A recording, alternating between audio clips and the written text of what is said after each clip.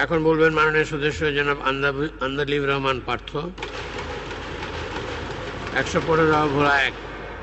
আপনার সময় 12 মিনিট। বিসমিল্লাহির রহমানির রহিম।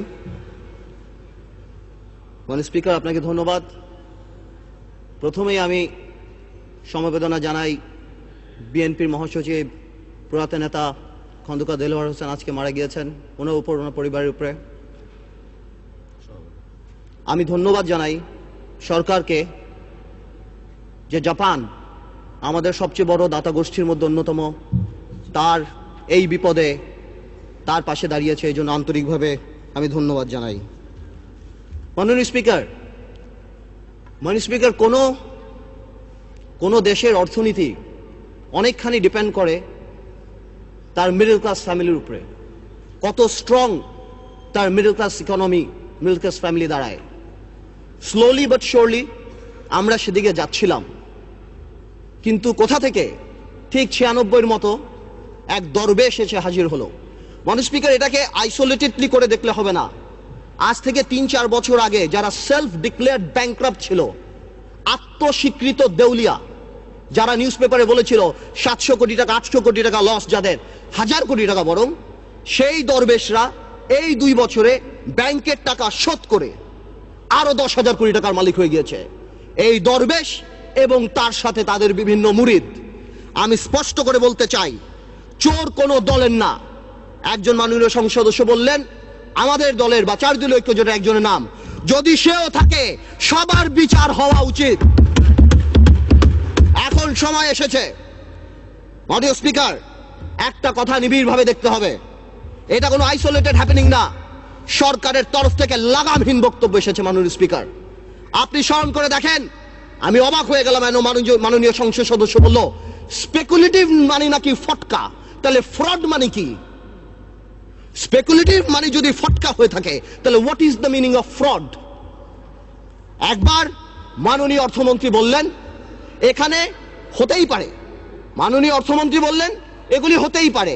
ডক্টর মশিউর রহমান বললেন this is none of our concern. Share market আমাদের কোনো চিন্তার ব্যাপার না। সরকারের তরফ থেকে তা বলা হলো এতে বিরোধী দল দায়ী। মাননীয় স্পিকার, এই কথাগুলি শেয়ার মার্কেটকে অ্যাগ্রাভেট করেছে। তারা ট্রান্সফর্মার লাগিয়েছে, রেগুলেটর লাগিয়েছে, এটা লাগিয়েছে, ওটিয়ে লাগিয়েছে, কোনো লাভ নাই। তারা ডেকে এনে মানুষকে ইনভেস্ট করেছে।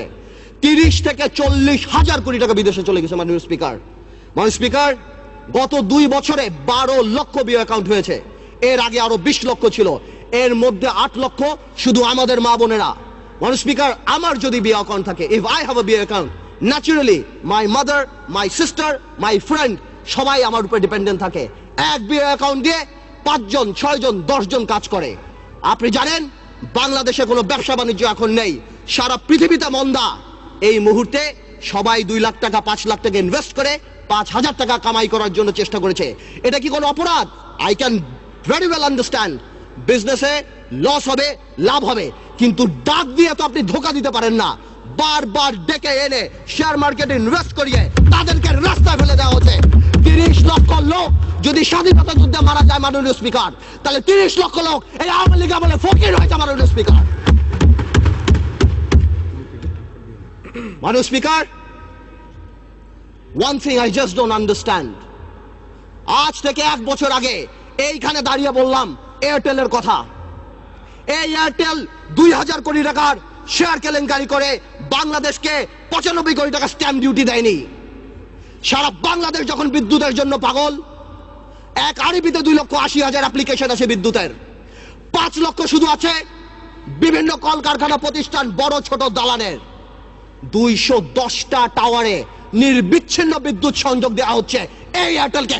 কেন মাননীয় স্পিকার, আমরা জানতে চাই। আমি জানি আমার এই কথায় এয়ারটেলের করাপশন বন্ধ হবে না, ইনভেস্টিগেশন হবে না, তবে the time has come. I want to urge the people of Bangladesh যে আপনারা এয়ারটেলকে প্রত্যাখ্যান করেন।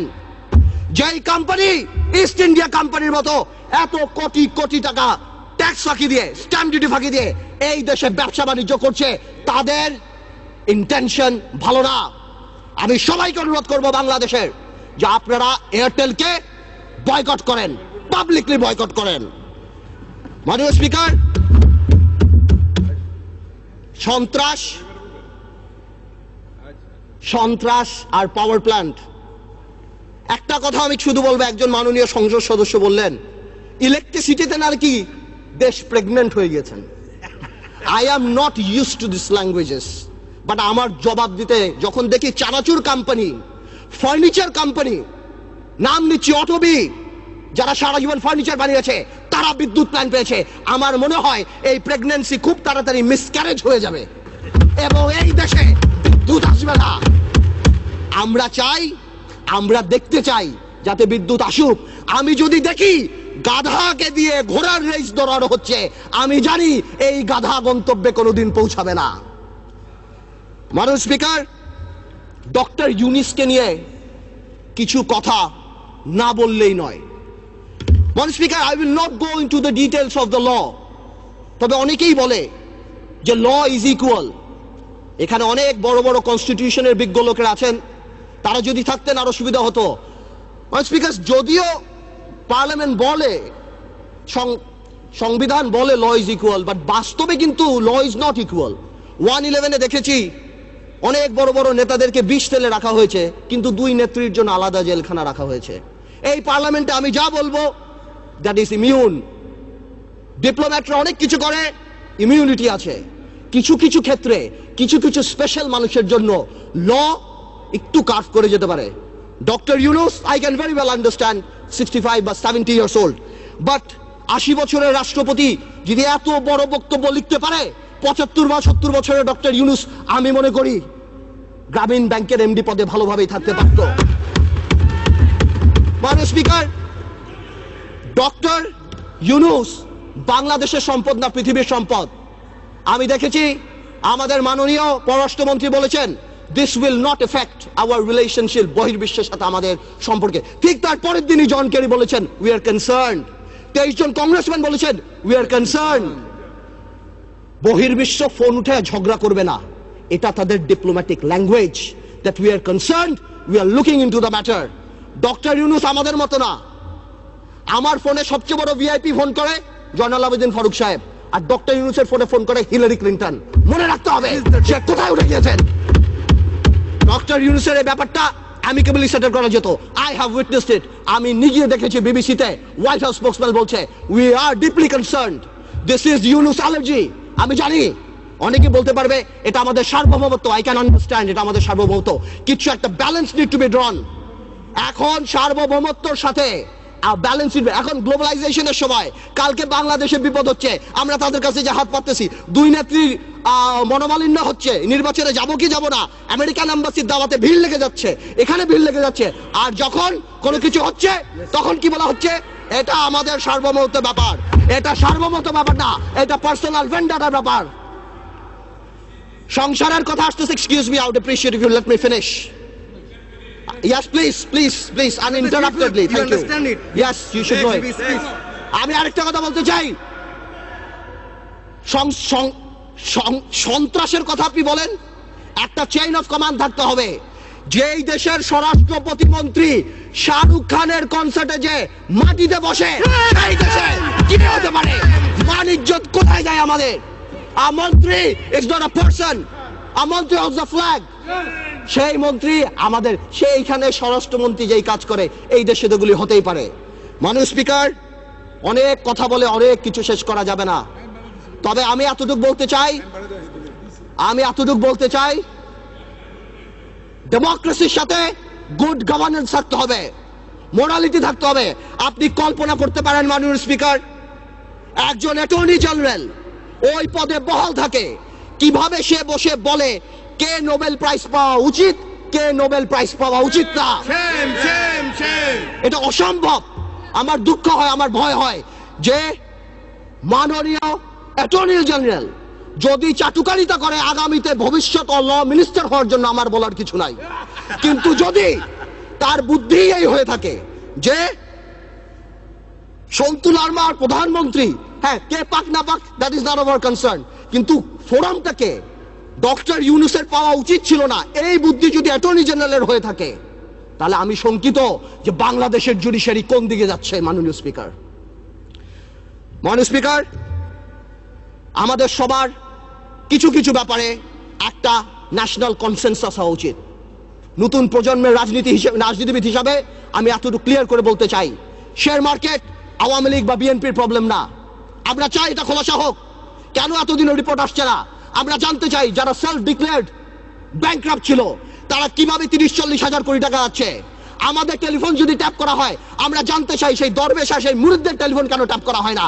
আমরা জানতে পাই ফোনগুলি কোথায় যায়। এবং আপনার সমন্বয়হীনতার ব্যাপার দেখেন, সরকার যখন বলে ডাইরেক্টলি এর মধ্যে বিরোধী দল ইনভলভ, ঠিক সেই মুহূর্তে আমাদের মোস্তফা কামাল সাহেব যে অর্থনীতি মন্ত্রণালয়ের সংসদীয় কমিটির চেয়ারম্যান, সে ডাইরেক্টলি বলে আমার কাছে তেমন কোনো ইনফরমেশন নাই, আমি তো জানি না। What a mockery! এটা প্রধানমন্ত্রী রাজনৈতিক স্টেটমেন্ট দিয়েছে। উনি ইনফরমেশন দিবে কিভাবে? মাননীয় স্পিকার, প্রথম আলোতে দেখলাম ওনার কোম্পানির 10 টাকা শেয়ার নাকি 290 টাকা হয়েছে। উনি মাশাআল্লাহ 1200 কোটি টাকা কামিয়েছেন, আলহামদুলিল্লাহ। এই টাকা দিয়ে করবে কি? 1200 কোটি টাকা দিয়ে বানিয়েছেন।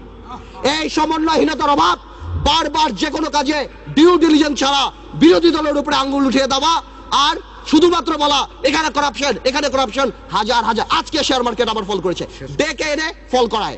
মাননীয় স্পিকার, আমি আরেকটু সময় নেব আমার এলাকা নিয়ে কিছু কথা না বললেই না। মাননীয় স্পিকার, আমার ভোলা নিয়ে আমি এর আগেও বলেছি, আপনাকে 2 মিনিট সময় বাড়িয়ে দেওয়া হয়েছে, বলুন। থ্যাংক ইউ মাননীয় স্পিকার। আমার ভোলা নিয়ে আমি কিছু কথা বলিনি। আমার ভোলার নদী ভাঙনের একটা বিরাট প্রবলেম দেখা যাচ্ছে মাননীয় স্পিকার। আমি দেখছি আমাদের 15 কোটি টাকা অফকোর্স ফান্ড দিয়েছে এলজিএডি মন্ত্রণালয়, অন্যভাবে কিছু কাজ হচ্ছে, কিন্তু এই কাজ করে কোনো লাভ হবে না আমার ভোলাতে। আমার ভোলা ইভেনচুয়ালি থাকবে না। আমি আপনার সাথে কথা বলছি, এই মুহূর্তে ভোলা 5 ফিট 10 ফিট ভেঙে গিয়েছে। আজকে যদি এখানে মাননীয় সংসদ সদস্য তোফায়েল আহমেদ সাহেব থাকতেন, অবশ্যই সে আমার সাথে একমত হতেন। আমাদের সবার দায়িত্ব ভোলার জন্য কিছু কাজ করা। ভোলাতে অনেক ইনফ্রাস্ট্রাকচার আছে, ভোলাতে অনেক গ্যাস আছে, অনেক অপরচুনিটি আছে কাজ করার। আমি আপনার মাধ্যমে সরকারের কাছে অনুরোধ করতে চাই যে আমাদের ভোলাকে বাঁচানো উচিত, নদী ভাঙন নিয়ে কিছু কাজ করা উচিত। আমি আরেকটু অল্প সময় নেব মাননীয় স্পিকার। ন্যাশনাল কনসেনসাস বা একটা ন্যাশনাল ফোরাম, এই ব্যাপারে আমি যে কথা বলছিলাম, আমরা নতুন প্রজন্ম দেখতে চাই মাননীয় স্পিকার। কিছু কিছু ক্ষেত্রে কিছু কিছু কালপিট, আপনারা যদি সরকার দলীয় সংসদ সদস্য যদি মনে করে যে আমাদের 2-1 নাম বলে, হাওয়া ভবনের নাম বলে এগুলি তারা পার পেয়ে যাবে না। একটা হাওয়া ভবন যদি থেকে থাকে, এই আমলে শত শত মুশকিল আহসান সেন্টার বের হয়েছে মাননীয় স্পিকার।